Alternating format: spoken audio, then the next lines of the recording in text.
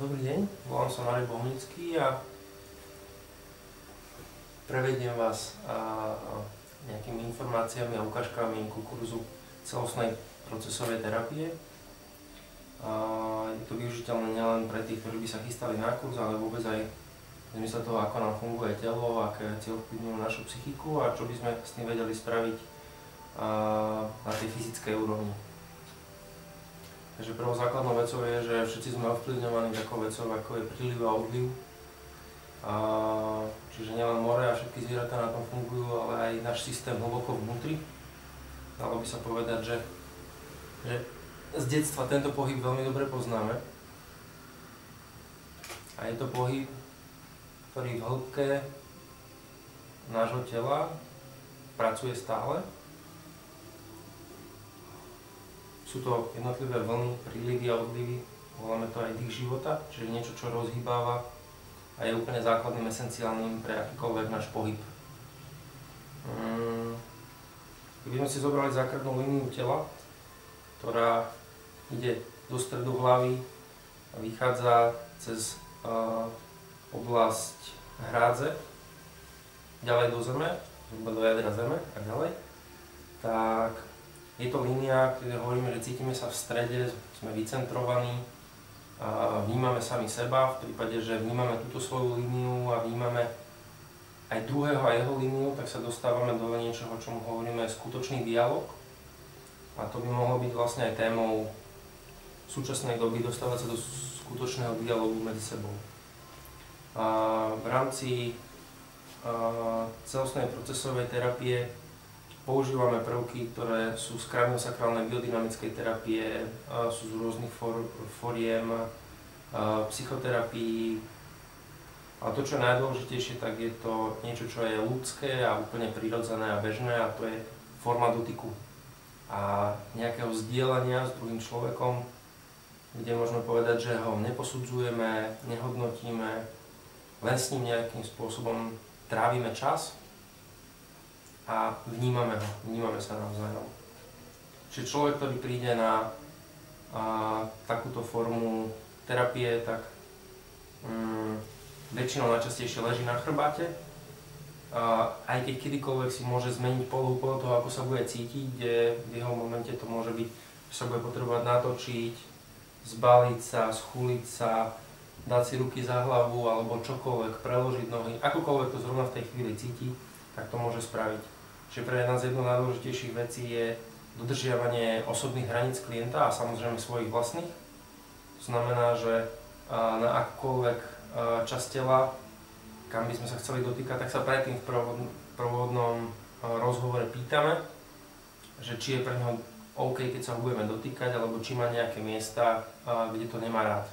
Toto je vec, ktorá sa môže meniť v priebehu terapie, čiže môžu sa objaviť miesta, kde človeku to zrazu nebude príjemné sa dotýkať, alebo naopak tie, ktoré predtým boli dané ako zakázané alebo nevhodné, zrazu môžu byť priateľné. V rámci tej stredovej línie, stredovej osy a to prílivu a odlivu, ktorý funguje týmto spôsobom, tak sa bavíme vlastne o nejakej jednote alebo celistvosti. Jednoducho kvôli tomu, že v rámci tej vlny vstúpa nejaký životný duch alebo životná sila a prechádza celým našim telom smerom hore a dole. V prípade, že ide smerom hore k hlave, tak tým, že hlava je zložená z jednotlivých malých kostičiek,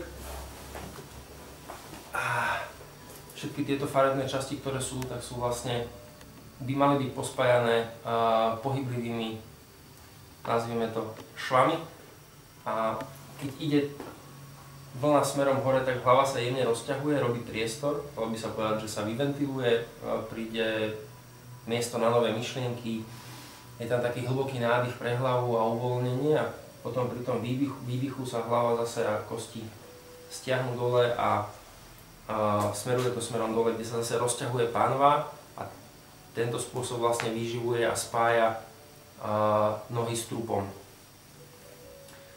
Bežná situácia v dnešnej dobe je skôr taká, že každá časť tela, ramena, ruky, hlava, pánva, nohy smerujú kamsi inak. Nie je predmetom tohto rozprávania rozoberať bližšie, že prečo sa takéto veci dejú, len ako faktom zostáva, že sa to deje a čo by sa s tým dalo spraviť.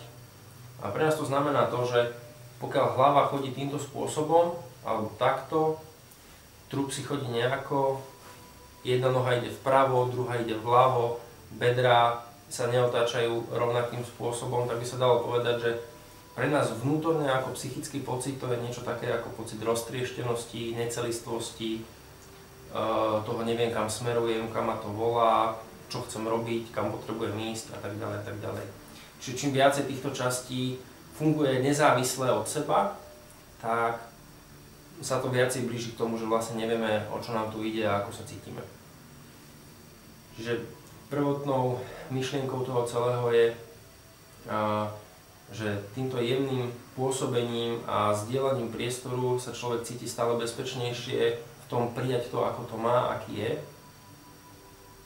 A vtedy sa začne zosúľaďovať jednotlivý pohyb, hej, čiže keď sa povedzme hlava v danej chvíli hýbe takto a telo takto, tak postupne sa nejakým spôsobom dostávajú do jednoty, až sa celé telo dostane do toho jedného prúdu, pomocou ktorého vlastne vieme koncentrovane využiť svoju silu, zámer,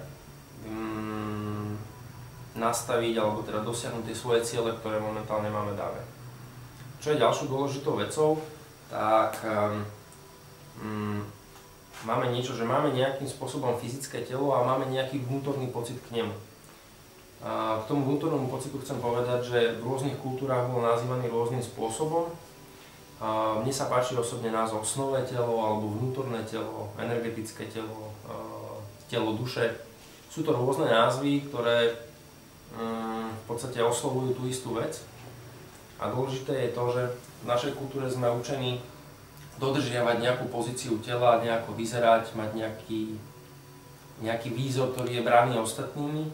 A keď sa cítime nejakým spôsobom smutný, nahnevaný alebo máme v sebe niečo, čo potrebuje ísť von, tak väčšinou to zabrzdíme a nedovolíme to. Opačný prípad je potom samozrejme to, kedy vybuchujeme a ide to v podstate bez nejakého uvedomenia toho, čo je za tým. Pri týchto formách dotyku dochádza k tomu, že to pocitové telo a fyzické telo sa spájajú vlastne a vzniká jednota týchto dvoch vecí, to znamená, prejavujem sa a robím to, ako to naozaj cítim a ako som. Čiže v tomto prípade, keď máme v jednej vlne a v jednom súhlasnom áno nastavený pohyb nôh, pánví, brucha, hrude, hlavy a rúk, tak môžeme povedať o tom, že ideme tam, kam cítime, že chceme ísť, kam nás to volá, a dotýkame sa a sme v takom kontakte, ako to sami naozaj cítime, že neprekračujeme svoje hranice. A vlastne vnímame súlad medzi rozumom, srdcom a panvou. To je vlastne najzákladnejšia idea a celostnej procesovej terapie. Procesová je to nazvané preto, že nikdy dopredu nevieme, ako to bude prebiehať, čo z toho vznikne. V zásade mne ako asistentovi je úplne jedno, akým spôsobom to bude prebiehať a čo tam bude. Podstatné je, že som vedený klientom a tým jeho ja, ktoré mi ukazuje a nastavuje si hranice, ako to zrovna v tej chvíli potrebuje. Čiže ja nemám odkiaľ vedieť, ako to on potrebuje, to sú všetko veci, ktorými sa nechávam viesť.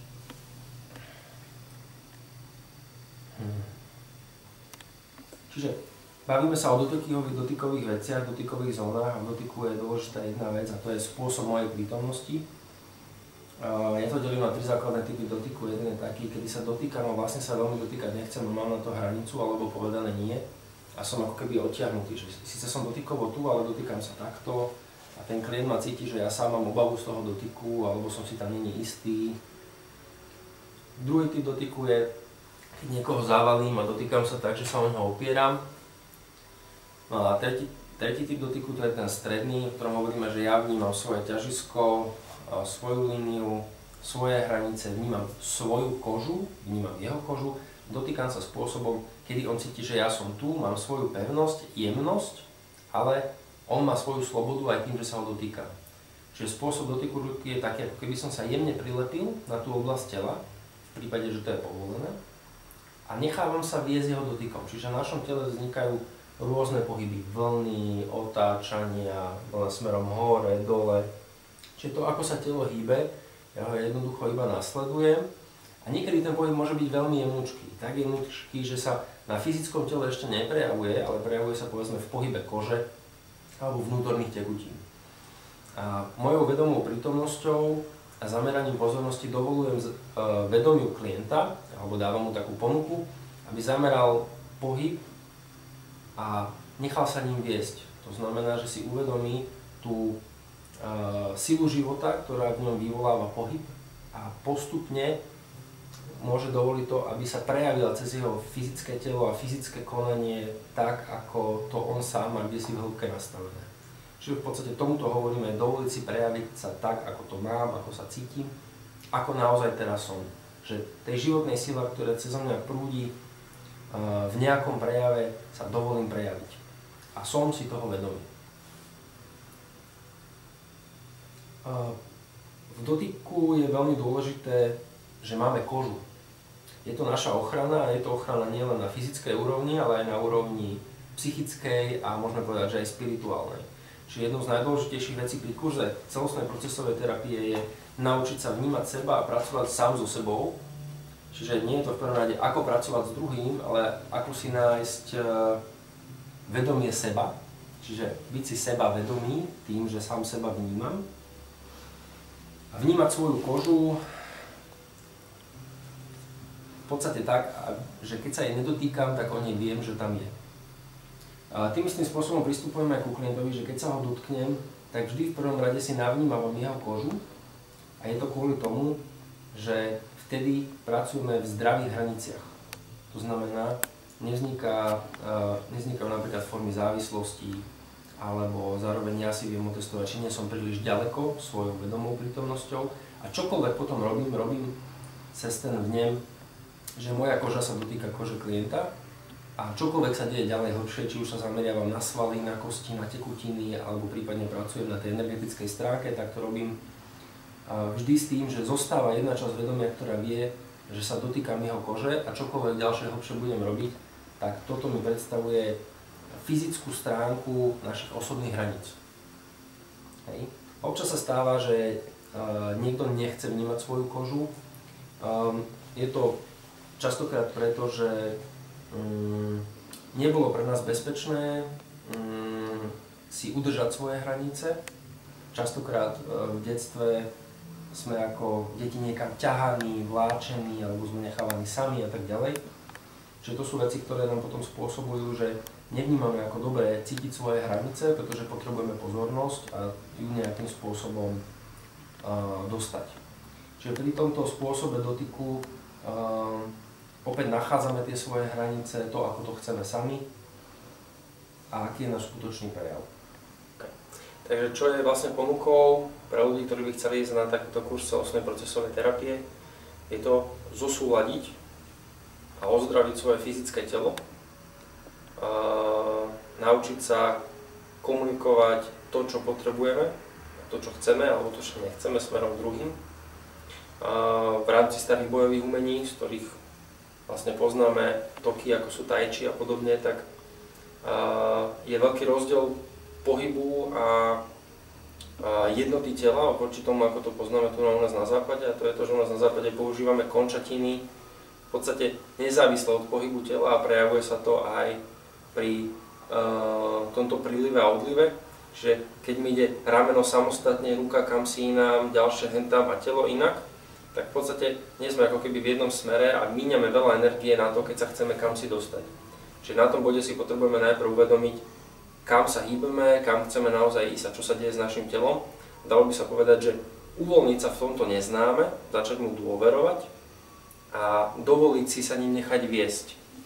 Prečo? No jednoducho z toho dôvodu, že tak či tak je to tu a je to tá momentálna pravda, tak ako sa javí. No a v rámci tohto kurzu sa vlastne naučíme, ako zladiť jednotlivé časti svojho tela s myslením a cítením, kde by sa dalo povedať, že ten rozdiel v pohybe je, že keď chcem niečo dosiahnuť, nevyvíjam na to iba svalovú silu, nie je to oddelená končatina od tela, ale je to pohyb, ktorý vlastne zároveň robí aj telo, aj končatina s využitím celkovej dynamiky tela. V rámci pôsobenia pri tom kurze to vyzerá napríklad tak,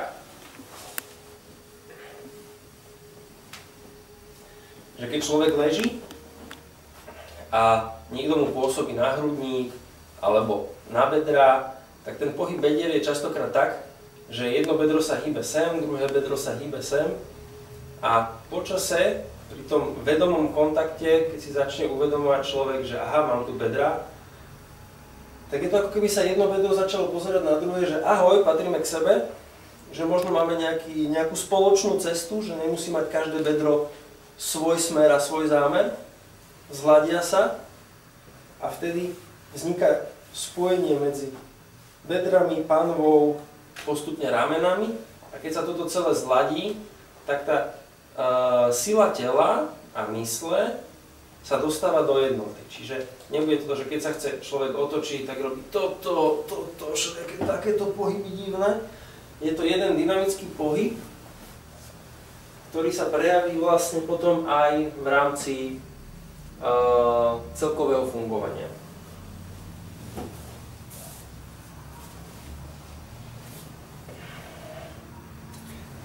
Dobre. Na medveďovi môžeme vidieť to, že má relatívne veľkú hlavu voči telu. A to je aj spôsob, akým častokrát fungujeme, že o veciach veľa premýšľame a málo si ich navnímavame. A o navnímavaní môžeme povedať, že veľká časť toho navnímavania je aj telesná záležitosť.